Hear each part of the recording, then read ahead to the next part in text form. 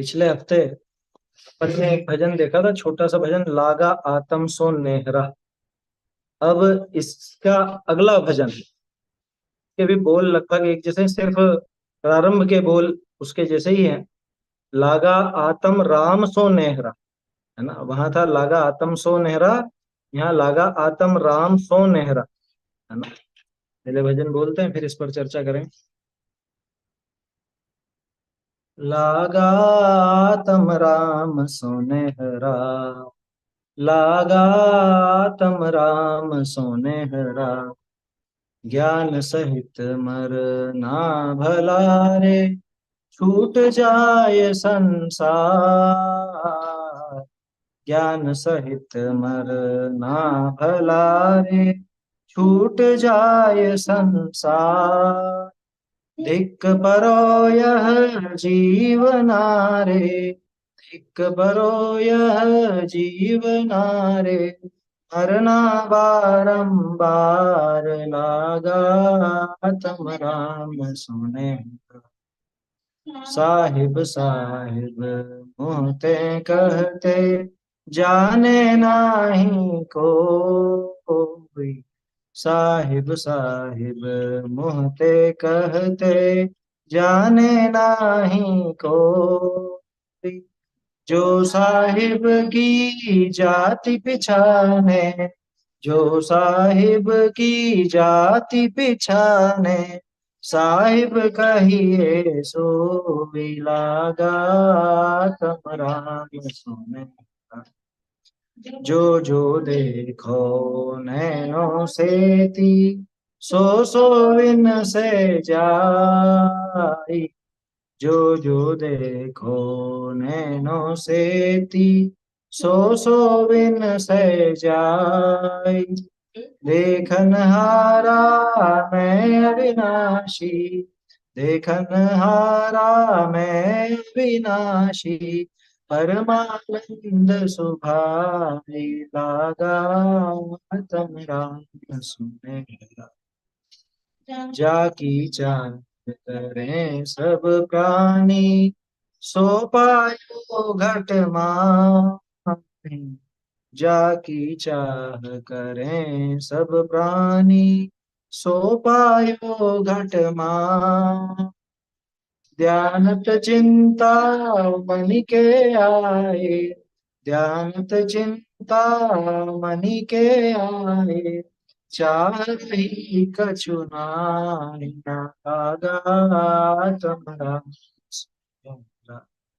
लागा तम राम सुने।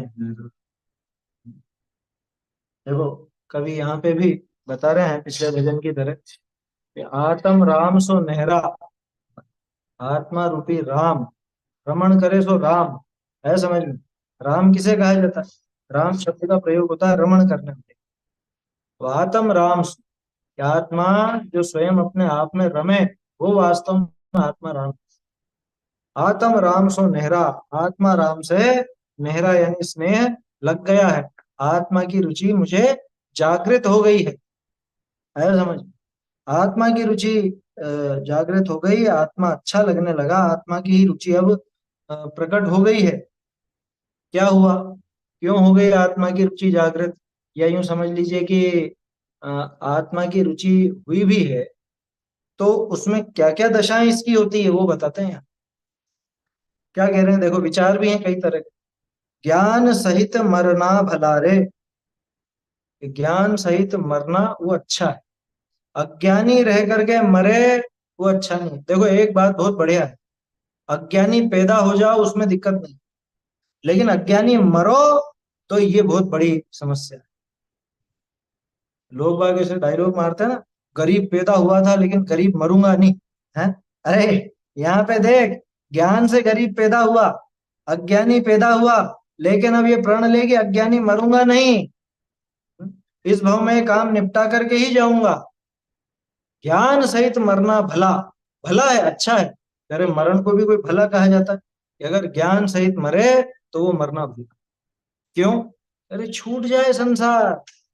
ज्ञान सहित जब मरण होता है तो संसार छूट जाता है। संसार छूटने की तैयारी हो जाती है, संसार छूट ही जाता है भूतों का, उसी भव में ज्ञान प्राप्त करके और मुक्ति को प्रयाण कर जाते हैं।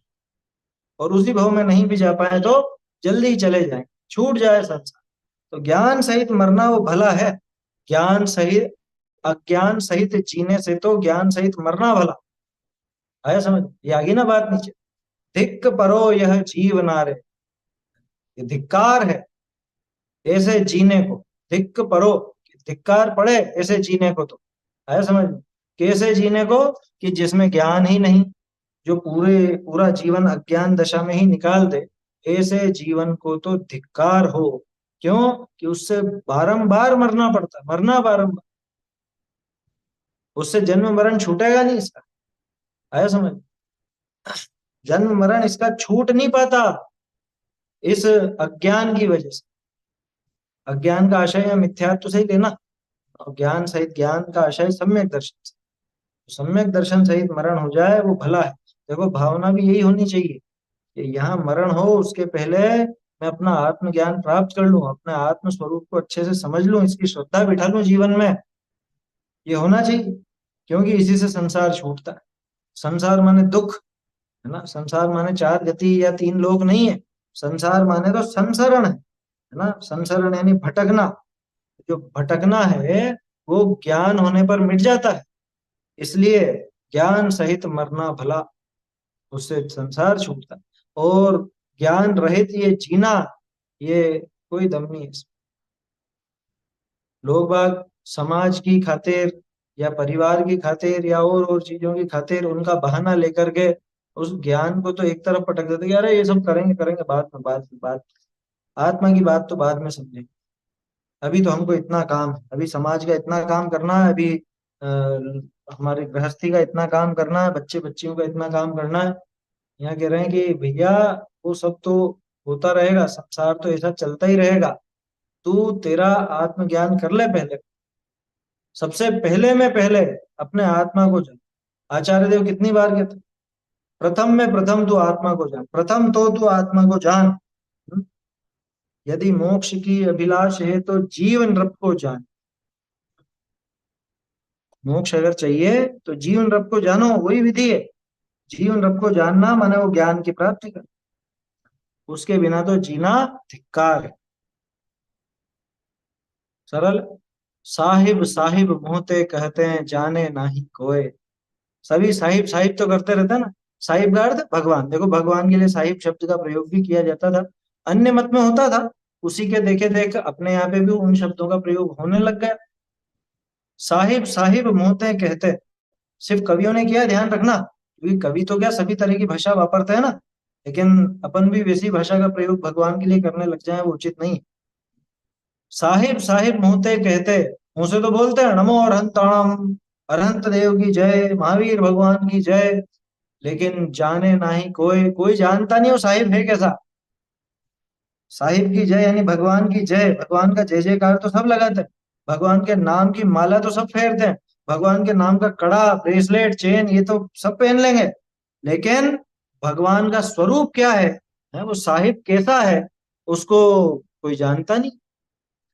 साहिब साहिब मोहते कहते जाने नहीं कोई, और जो साहिब की जाति पिछाने, साहिब कहिए सोई। जो साहिब की जाति पहचान लेता है,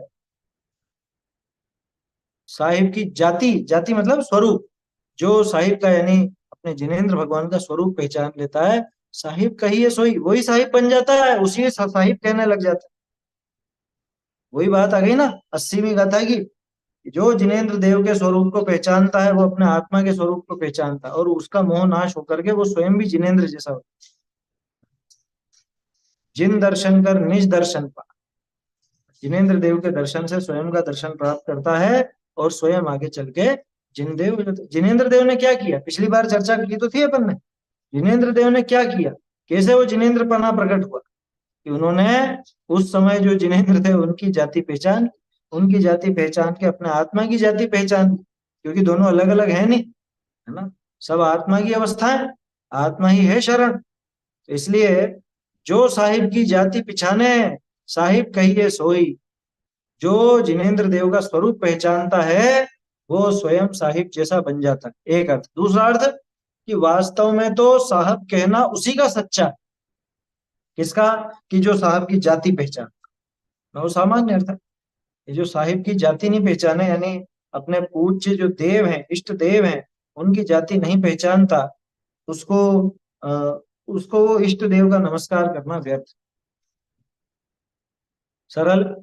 आगे देखिए क्या कह रहे हो। जो देखो नैनो सेती सो सो विन से जाई। जो कुछ भी इन नैनों से, इन आंखों से दिखाई देता है, जो कुछ भी मैं इन आंखों से देखता हूँ, सो सो विन से जाई, वो सब नष्ट होता जाता है ना। आज नहीं हो रहा, कल हो जाए, होगा जरूर। सो सो विन से जाई, वो सब विनष्ट हो जाता। लेकिन देखन हारा मैं अविनाशी, गजब की बात है।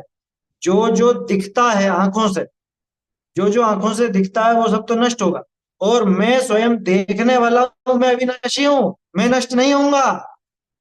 परमानंद सुभाई, ये परमानंद, परम आनंद सुभाई, परम आनंद मुझे प्रकट हुआ। किस बात से? अरे मैं अविनाशी।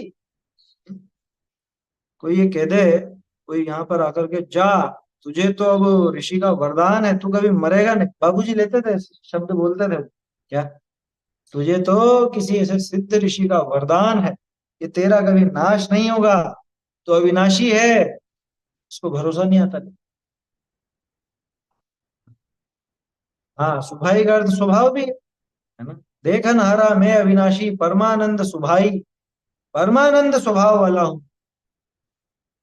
परमानंद स्वभाव वाला मतलब कि परम आनंद। देखो ज्ञान की बात तो पहले आ गई ना, देखन हारा, और इधर आनंद की बात आ गई, तो ज्ञान और आनंद दोनों चीजें आ गई। मैं ज्ञानानंद स्वभावी हूँ, वही बात है।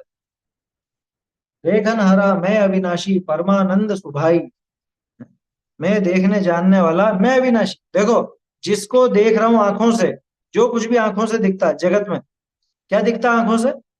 पुद्गल ही पुद्गल नजर आता है। तो आंखों से जो कुछ पुद्गल नजर आता है, वो सब तो नष्ट होने वाला है, नाश होना उसका स्वभाव है।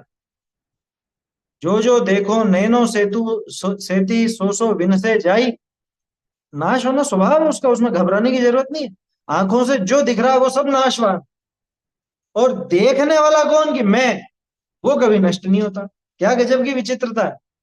जिसे देखते हैं वो नष्ट हो जाता है, और जो देखता है वो नष्ट नहीं होता। अब मैं कौन हूं? देखने वाला या दिखने वाला? या आंखों से तो मैं दिखता नहीं हूं, ज्ञान नेत्रों से जरूर दिखता हूं। अब मैं देखने वाला हूं, है ना। मैं अविनाशी। वो एक भजन भी तो है, देह विनाशी मैं अविनाशी। है समझ? अब हम अमर भय न मरेंगे, उसमें है ये देह तो विनाशी है, और मैं अविनाशी। ऐसा, ऐसी बात यहाँ पे, यहाँ तो शरीर और अन्य सभी वस्तुएं ली। अरे जगत में इधर से उधर कहीं भी निगाह घुमा के देख लो, क्या दिखता है? पुद्गल ही नजर आता है, और पुद्गल का स्वभाव है नष्ट होने। नाम में ही छुपा हुआ है उसके वर्थ। पुद्गल किसे कहते हैं? पूर्ण गलन स्वभाव वाले को पुद्गल कहा जाता है। जो पूरता है और गलता है ना। नया नया जुड़ करके बड़ा होता है, और पुराना पुराना हट करके नष्ट होकर के, मतलब टूटता है, बिखरता है, जो भी है। जो देखो नैनो से थी, सो विन से जाए। अच्छा, और देखो हम कैसे फूले नहीं समाते हैं, देख देख करके। हमारा मकान कितना अच्छा है? देख देख के फूले नहीं समाते, अरे सब नष्ट होने वाला है। हमारी गाड़ी इतनी अच्छी है, हमारे दुकान, अरे ये कपड़ा कितना अच्छा, नया कपड़ा लेकर, ये आभूषण, अभी नया नया आभूषण खरीदा ना, है, नई चीज खरीद के लाए हो पहनने की। अब उसको देख देख के फूले नहीं समाता, बार बार देखें, कांच में देखें कैसा लग रहा हूँ, या कैसी लग रही हूँ। आभूषण तो ज्यादातर महिलाएं पहनती हैं, और देख के फूले नहीं समाए। अरे भैया ये सब नष्ट होने वाला है, तेरे हाथों से ही नष्ट हो जाएगा, तू जाकर के काले चोर को दे देगा। आया समझ में? नष्ट हो जाएगा, देखते देखते नष्ट हो जाएगा। जो देखो नैनो से थी, सो विन से जाई। जो कुछ भी आंखों से दिखता, ये तो अभी तक अपन ने जो बात करी ना, ये पुद्गल की बात करी, अन्य पुद्गल की। जो दूसरे जीव दिखते हैं, वो कि देखो जीव तो दिखता नहीं, उनका शरीर ही दिखता है, और देख देख करके उनको भी फूले नहीं समाते। हमारा बेटा, हमारी बेटी, है, हमारा भाई, हमारी बहन, है, बोलो, देख देख करके अपने को बड़ी खुशी होती है। होता है ना, प्रेम रहता है ऐसा, घर वालों से ऐसा प्रेम रहता, मोह रहता। तो माँ बाप अपने बच्चे को देख करके फूले नहीं समाते, उसकी उन्नति देख करके फूले नहीं समाते, उसको बढ़ता हुआ देख करके फूले नहीं समाते। यहाँ कह रहे हैं जो जो देखो नैनो सेती, सो सो विल से। अरे ऐसी कठोर बात क्यों कर रहे हो? कठोर बात नहीं है, ये असली बात है, ये मीठी बात है, इसको स्वीकार कर लो। क्या? ये स्वीकार कर लें, लेकिन दुख तो होता है ना, कि होगा ना, वो तो होगा। जितना राग पड़ा हुआ है उतना दुख तो होगा ही होगा। लेकिन इसे स्वीकार करने में क्या जाता है, असलियत तो यही है ना। और जितनी जल्दी स्वीकार करोगे, जितनी दृढ़ता से स्वीकार करोगे, उतनी जल्दी समझ लो दुख से बचोगे, उतना ही दुख कम होगा। क्योंकि जब वियोग होता है ना अपने प्रियजन का, तो ज्यादा विलाप या ज्यादा दुख उसी को होता है जो इस असलियत को स्वीकार नहीं करता। आप कह सकते हो कि ज्ञानी को भी तो दुख होता है अपने परिवारजनों के बिछोड़ने का। हाँ होता है ना, कौन मना। लेकिन वो उस दुख से पार होना जानते हैं। वो तो पिछला राग जोर मार रहा है इसलिए दुखी होता है। इसलिए स्वीकार करना, जो जो देखो नैनो से थी, चाहे वो अपने परिवारजन हो, चाहे वो अपना घर हो, चाहे वो दुकान हो, चाहे कुछ भी वस्तु हो, अरे अपना रुपया पैसा कुछ भी हो ना, जो कुछ भी इन आंखों से नजर आता है, सो सो विन से जाई, वो सब नष्ट ही हो। और उनको देखने जानने वाला मैं अविनाशी हूँ, परमानंद स्वभाव वाला हूं। ये सब नष्ट हो जाएंगे तो भी मेरा आनंद स्वभाव नष्ट क्यों? आया समझ? अरे जिसको अपने आत्म स्वरूप की समझ हुई, वो तो वैसे भी आनंद में खेल ही करेगा ना, वो क्यों दुखी होने लगा? हिसाब दिखता तो है दुखी होता हुआ, राम जी 6 6 महीने तक दुखी होते हुए दिखे। अरे तुम्हें उसकी श्रद्धा नजर नहीं आती, वो राग नजर आता है जो पीछे से जोर मार। देखन हारा मैं अविनाशी। राम जी उस 6 महीने के काल में एक समय भी क्या अपने स्वरूप को भूल गए थे? भूले नहीं थे। भूले नहीं थे, भूले नहीं थे माने कि कोई उनके दिमाग से निकल गया हो, अपने स्वरूप का भान ही नहीं रहा हो, ऐसा नहीं है। हाँ उपयोग उस समय भले वहां नहीं हो, आत्मलीनता उस समय नहीं हो, लेकिन वो अपना स्वरूप नहीं भूल जाते हैं, तो सम्यक दर्शन नष्ट हो जाता है। देखन हारा मैं अविनाशी, परमानंद सुख है। मैं तो परमानंद स्वभाव वाला हूं। महिमा आनी चाहिए इन बातों की तो। क्या? यहाँ पे सबसे ऊंची बात कर रहे हैं, यहाँ भी कोई कहता ना कि आपको 1 लाख रुपए की लॉटरी खुली, तो इतना बड़ा फूला नहीं समझता, खुश हो जाता। तो नाशवान वस्तु मिल जाए उसमें तो खुश हो जाता। वो फ्रॉड मैसेज आते हैं ना, अब कोई भोले लोग तो, अरे 1 लाख रुपए का इनाम अपने निकला है, ये बोल रहे हैं यहाँ पे कुछ कुछ लिख करके देना है या कुछ लिंक दबानी है। हैं? कर मत लेना, ऐसा चक्कर में मत आ जाना। लेकिन देखो उस मैसेज से कितने खुश हो जाते हैं। और कहीं कहीं से ऐसा मैसेज आ जाए कैसा, कि तू अविनाशी है, तू सिर्फ देखने जानने वाला है, तू परम आनंद स्वभाव वाला, ऐसा मैसेज आ जाए अगर आपके पास, आप क्या सोचो? हाँ ठीक है ठीक है ठीक है, डिलीट। बोलो।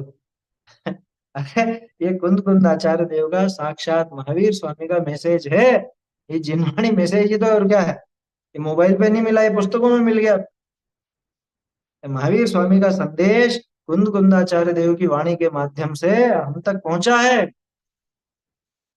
ये तो देखने जानने वाला भैया अविनाशी है, तेरा कभी नाश होता नहीं।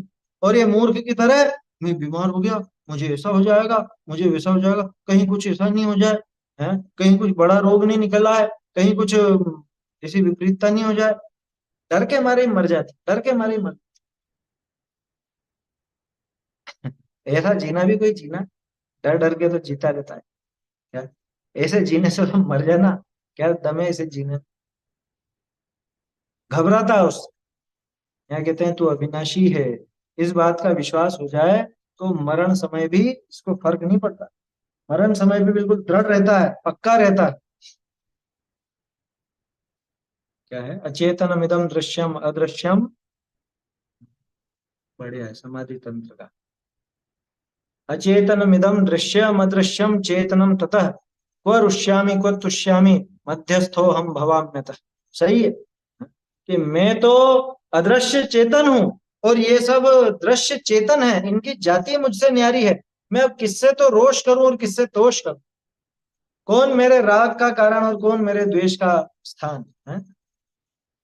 क्योंकि जाति न्यारी है ना। किससे तो झगड़ूं और किससे प्रेम करूं? ये है, ये अलग है, ये अलग जाति है। जो जो देखो नैनो सेती सो सो विन से जाई, ये सब टिकने वाले नहीं है। और मैं सदा काल अविनाशी, हमेशा रहने वाला और देखने जानने वाला। जिन्हें मैं देख रहा हूं वो देखते जानते नहीं, मैं उनको देखता जानता हूं लेकिन वो नहीं देखते जानते।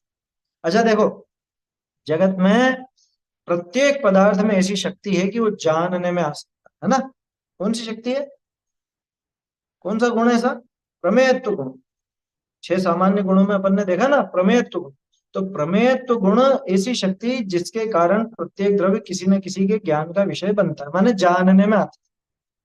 लेकिन जानने में आए और जान भी ले, ऐसी शक्ति नहीं है हरे।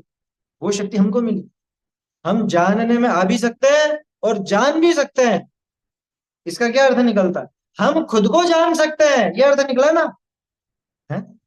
कितनी बड़ी समस्या हल हो गई कि मुझे आत्मा को जानना है, कैसे जानूं? अरे भाई, जानना है और आत्मा को जानना है तो इसमें दो चीजें चाहिए। एक तो खुद में जानने की शक्ति चाहिए, वो तो है। और दूसरा, आत्मा को जानना है तो आत्मा में जानने में आने की शक्ति चाहिए, वो भी है। तो हो गया ना। अब क्या क्या समस्या बची बताओ? अब तो रुचि चाहिए बस, और कुछ नहीं है उसमें। हाँ? कि मैं जानने वाला भी हूं और जानने में आने वाला भी हूं। जगत में ऐसे पदार्थ कितने हैं बताओ? हम्म?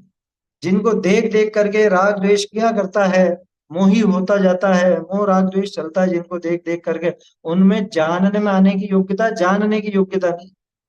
और मैं ऐसा कि मैं तो देखने जानने वाला, और ऊपर से अविनाशी, वो सब नष्ट हो जाते हैं। ये एक शब्द ही गजब का है, अविनाशी।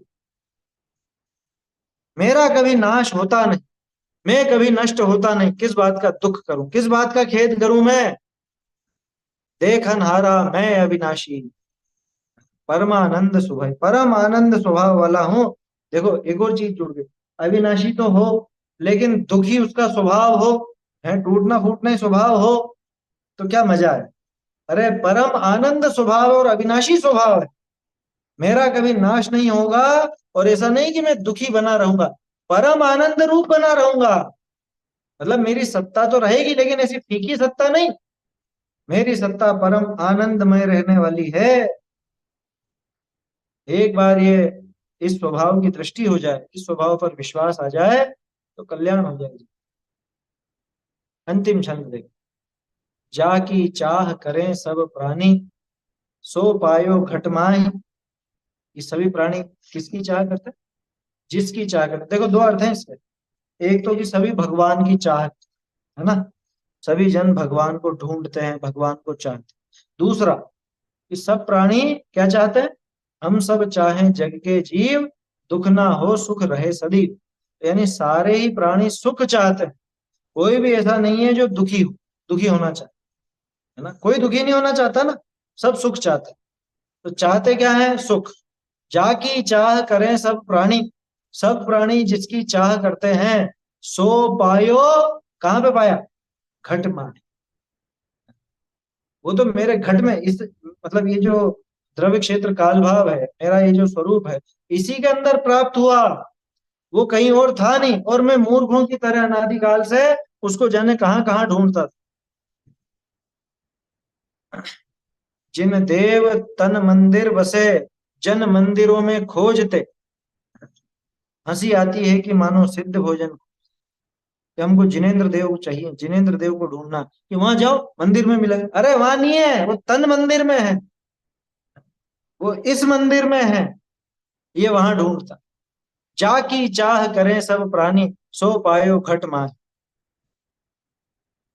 घट में ही है तेरे घट घट का वासी। ऐसा ऐसे बहुत सारी पंक्तियां हैं कि तू जिसको ढूंढता फिरता है वो कहीं और है ही नहीं। आया समझ? हाँ, जानन हार गया ये। वो भजन बहुत सुंदर गाया उन्होंने, मांगी लाल जी।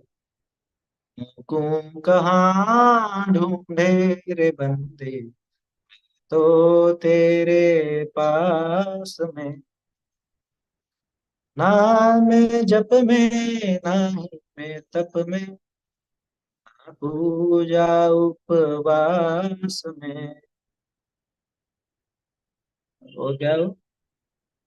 ना मैं काबे, ना काबे कैलाश में, ऐसे ऐसे बहुत सारी पंक्तियां, असल में वो शायद कबीर का है भजन, उसमें उन्होंने कुछ फेर बदल करके और अपने भी शब्द डाले।